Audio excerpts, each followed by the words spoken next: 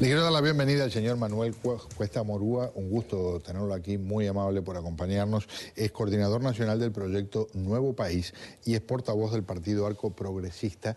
¿Es correcto decir de orientación socialdemócrata? Absolutamente correcto. Un gusto tenerlo acá, bienvenido. Y gracias por la invitación. Cuando se habla de socialdemocracia, esas son malas palabras en un lugar como Cuba, donde cualquier cosa que no incluya el concepto de la centralización del poder, etcétera, etcétera, es muy mal visto. ¿Qué están haciendo y cómo funciona el proceso que tienen en marcha? Mire, estamos haciendo muchas cosas. Bueno, en Cuba hay que hacer muchas cosas al mismo tiempo, ¿no? Hay que trabajar simultáneamente.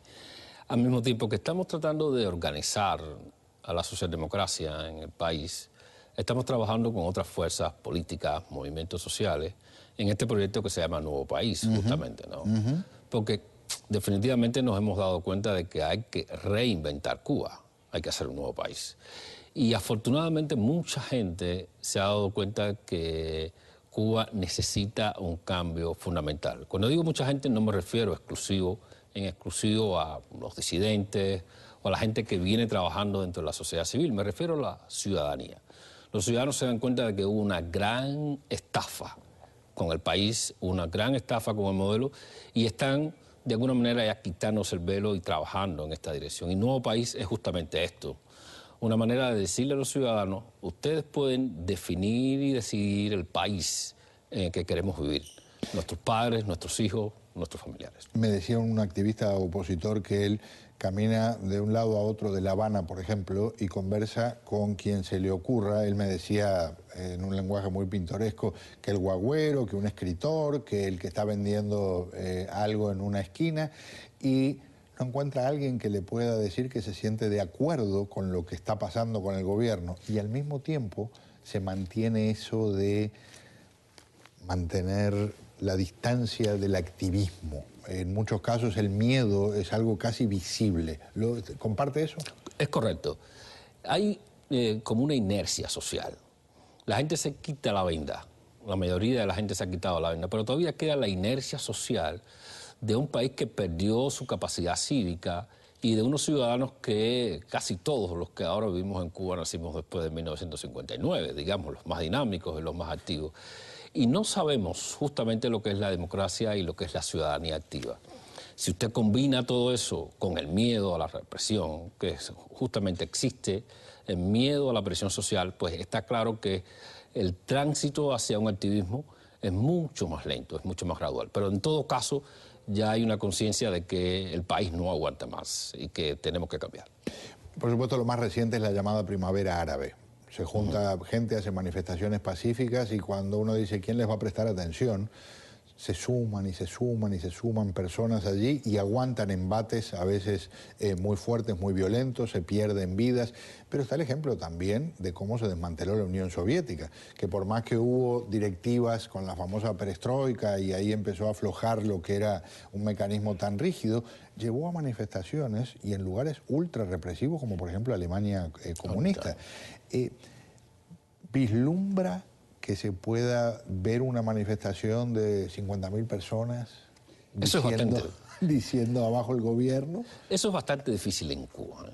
Es probable, nadie tiene una varita mágica, ni la lámpara de Aladino para, digamos que, pronosticar el futuro, pero en todo caso, por las circunstancias mismas del país, yo creo que es bastante difícil. Para empezar, todavía están vivos los que hicieron ese proceso, y en los demás países que cambiaron, hubo como que una especie de regeneración del poder en otras personas. Aquí son los mismos.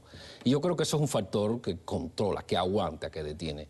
Luego, es un gobierno que ha sido hábil en explotar el conflicto que tiene con los Estados Unidos en la dirección de paralizar la acción social.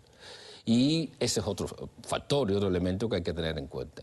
Y en tercer lugar, yo creo que hay un elemento que no se puede perder de vista y que tiene que ver mucho con la juventud del proceso democrático y político en Cuba. Yo creo que esos tres factores se unen para, de alguna manera, no ir en la dirección de una explosión social, de la cultura cívica que se requiere para eso.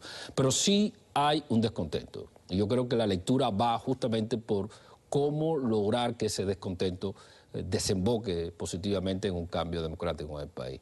En todo caso, nosotros apostamos por un cambio pacífico y ahí hay gente del gobierno que está dispuesta a matar. Así lo digo con toda claridad.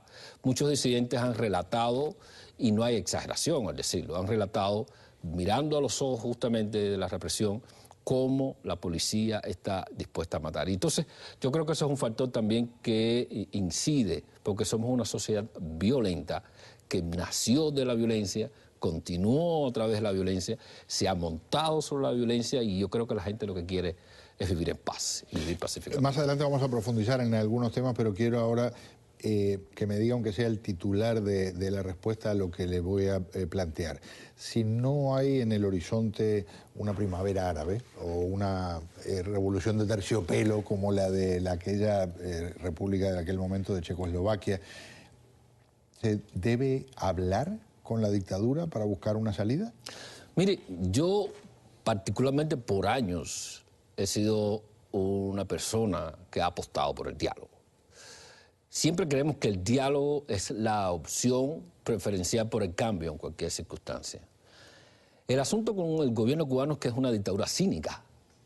Y yo no sabría si un diálogo con unas autoridades que se comportan con absoluto cinismo puede desembocar necesariamente en lo que necesita la sociedad cubana. Y yo creo que hay que ir explorando otras vías. Yo creo que a través de la ciudadanía, a través de la movilización activa y pacífica de la ciudadanía, se pueden lograr muchísimas cosas en el país. Vamos a hacer un paréntesis y le pido que se quede con nosotros, por favor, porque vamos a integrar a la conversación a dos activistas de un grupo que hace muchísimas cosas también para dar la batalla en otro territorio, que es un problema monumental, aunque muchos lo nieguen, el racismo en Cuba.